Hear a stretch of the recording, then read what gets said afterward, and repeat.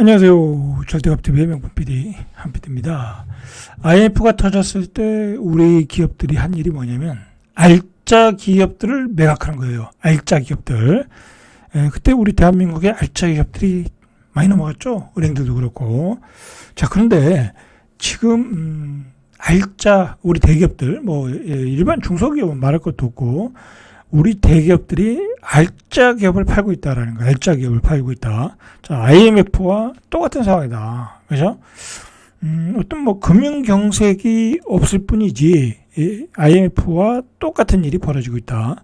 IMF 때는, 은행들이 망하니까, 이 구제 금융을 해줄 수가 없었잖아요. 그죠? 그리고 지난번에 PF 사태가 났을 때 우리가, 많은 금융 지원을 해줬잖아요. 정부의 지원하래. 근데 요즘도 마찬가지로 기업들이 어려우면 지금은 정부가 나서서 은행들하고 연결해가지고 지원을 해줘요. 그죠? 그렇게 해서 위기를 넘어가고 있어요.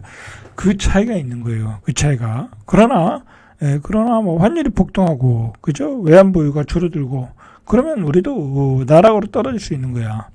자, 어쨌든 지금 대기업들이 알짜 기업을 팔고 있다는 거야. 자, 보시죠.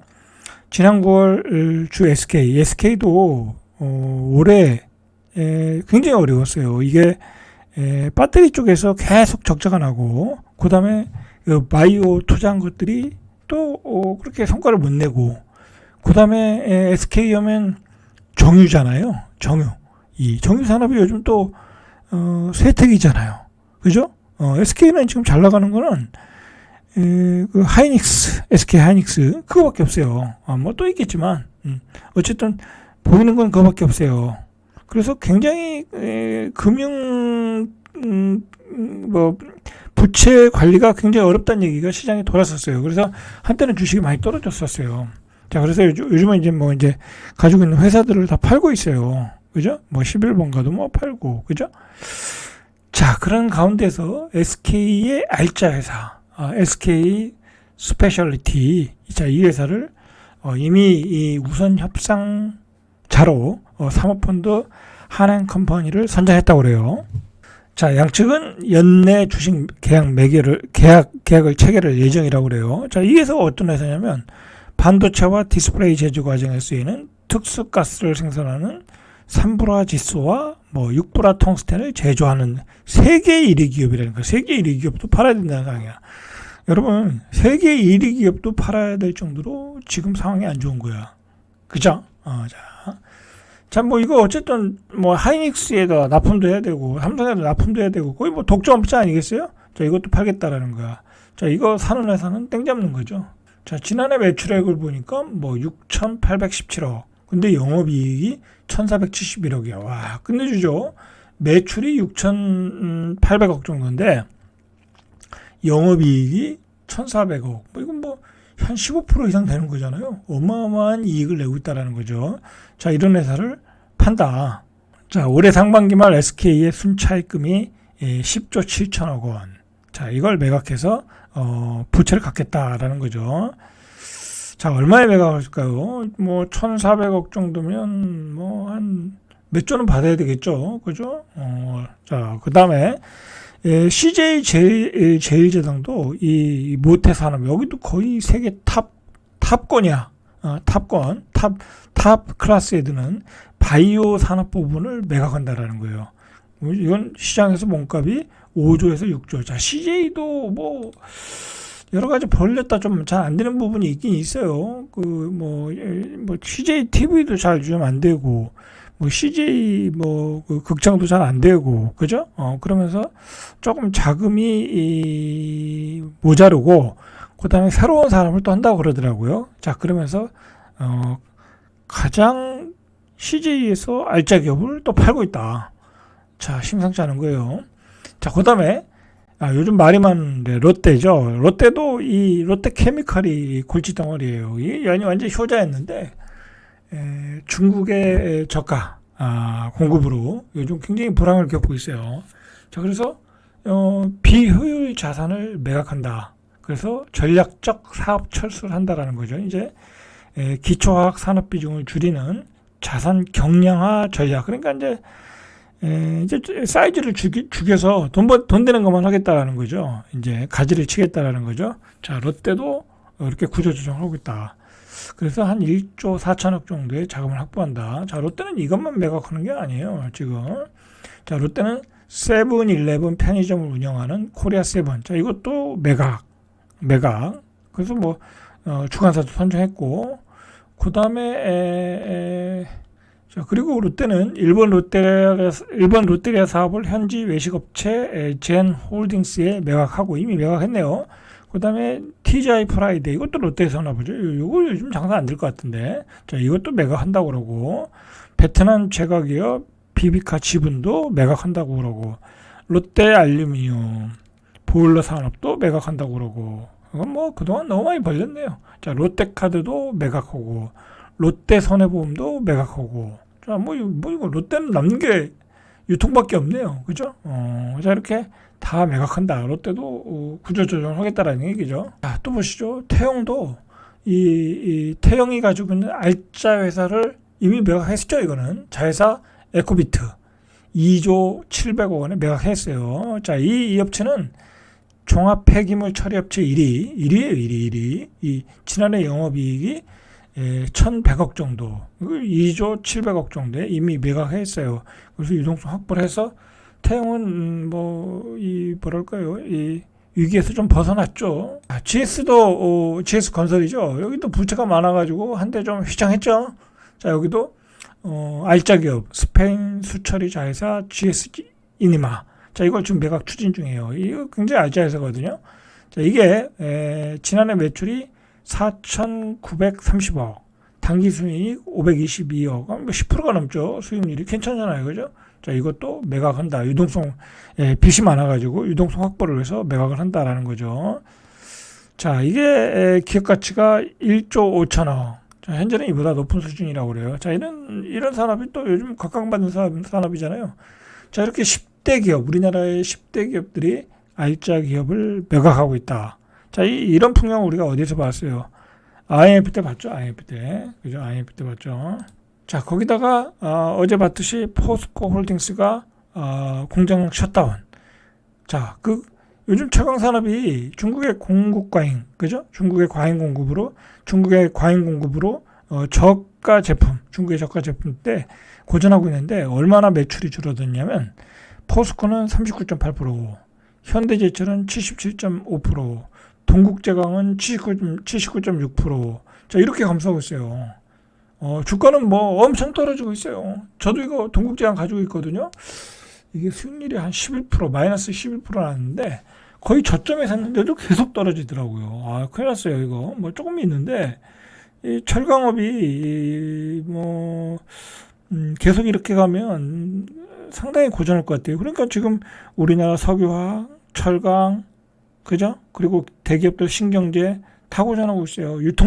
심지어는 유통도 고전하고 있잖아요. 신세계, 롯데 다 유통도 고전하고 있잖아요. 완전히 불황인 거예요. 지금 완전 불황이다. 오늘 뉴스를 보니까 시멘트 라인도 공장이 일부 라인이 멈췄다고 그래요. 근데 지금은 성수기거든요. 시멘트 업종은 지금 막 만들어내야 될 시기라고 그러더라고요. 그런데 재고가 너무 많이 쌓였다는 거야. 그래서 시멘트 라인도 멈췄다. 이상하죠, 그죠? 이렇게 불경기라 제품도 안 팔리는데 분양가는 폭등하고 참 알 수가 없는 거예요. 자, 결국은 장기 침체로 들어간 거죠, 그죠? 장기 침체로 들어갔다. 자, 중국발 과잉 공급, 그죠?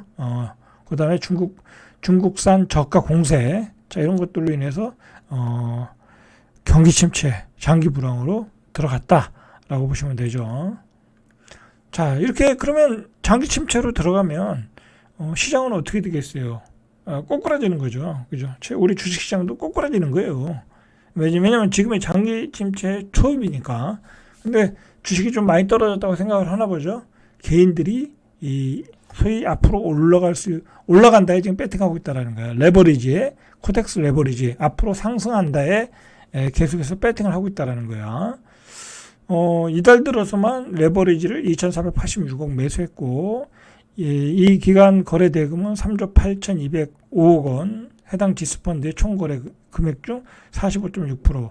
자, 개인들은 앞으로 시장이 올라간다. 내려갈 것 같은데 올라간다. 배팅하고 있는 거예요. 반대로 가고 있을 확률이 높은 거죠. 당연히 외국인들은 팔고 있겠죠. 기관들은. 그죠?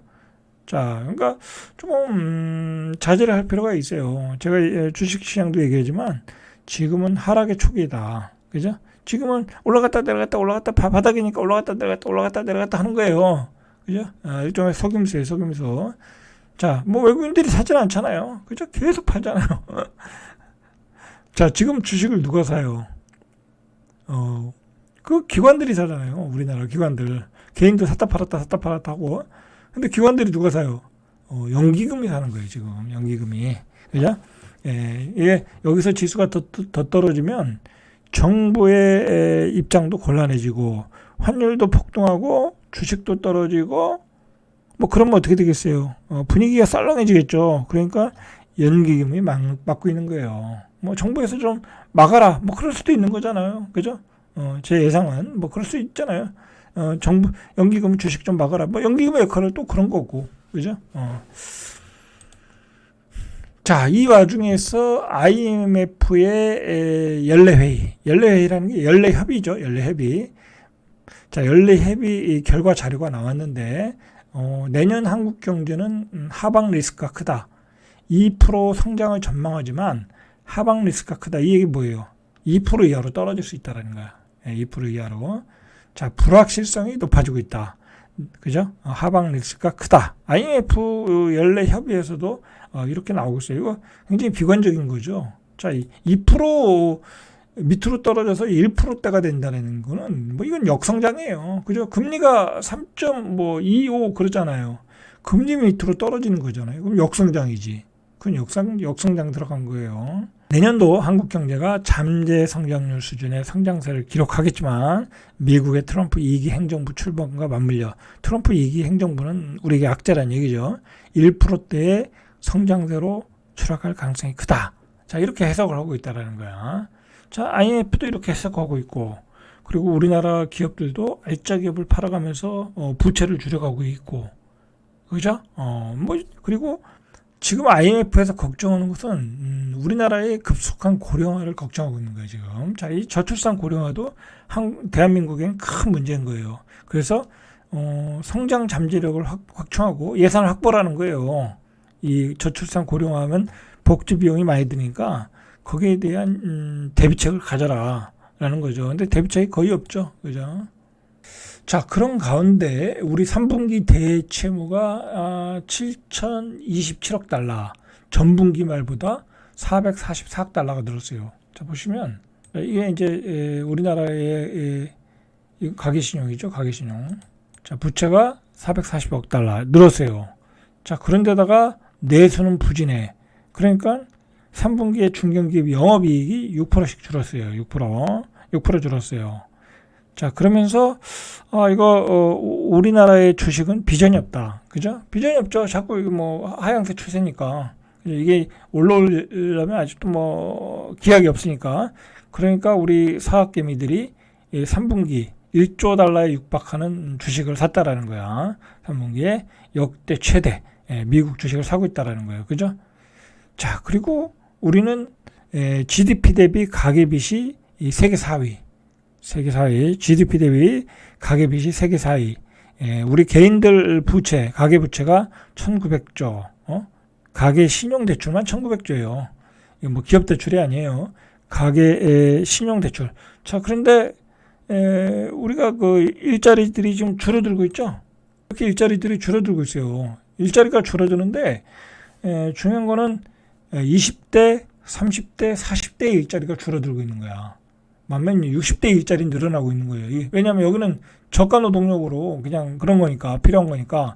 근데 20대 일자리, 30 미만의 일자리가 13만 4천 개, 40대도 5만 6천 개. 가장 왕성하게 일해야 될 일자리들은 줄어들고 있다. 도, 소매업, 건설업, 내수업종 부진하고 관련이 깊다라는 거죠.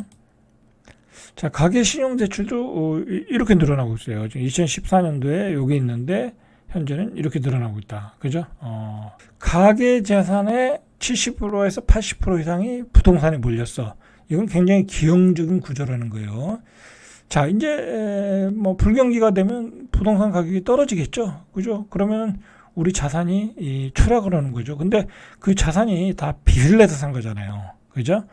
근데 일자리도 없어져. 그죠? 이 부동산 가격도 빠져. 굉장히 힘든 상황이 되겠죠. 빚의 의존도가 너무 크다라는 거죠. 자, 그래서 GDP 대비 이 가계 부채 비율이 80%를 넘으면, 우린 98%예요.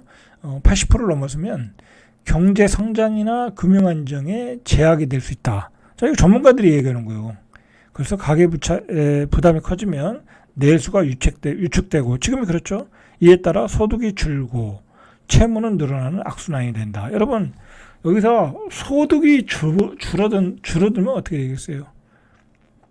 우리가 낼 소득세를 못 내는 거예요. 그죠? 국가의 세금도 줄어들겠죠? 자, 국가의 재정도 어려워지는 거예요. 왜 지금 그게 바로 나타나고 있죠? 작년 올해 계속 적자가 나오고 있잖아요. 세수 적자. 그러니까 국가에서 이제 더 이상 집을 사지 말아라 하고 지금 대출을 조이고 있는 거죠. 그죠? 지금 뭐 오피스텔, 뭐 빌라, 뭐 그쪽 대출도 다 조이고 있다고 그러잖아요. 전세도 대출 조이고 있다고 그러고. 더 이상 여기서 대출을 더 많이 해줬다가는 사람들이 소득이 줄고 내수도 부진하고. 그죠? 내수가 부진하면 세금이 안 들어오잖아요. 그죠? 부가가치세가 안 들어오잖아. 그러니까 정부가 이제 더 이상 이제 이 부동산 시장에 대출을 더 많이 했다가는 이게 나라가 운영이 안 되겠다. 그렇게 판단하고 있는 거예요, 지금. 그죠? 그런 큰 틀을 보셔야 돼. 자, 절대값 TV의 명품 PD, 한 PD였습니다.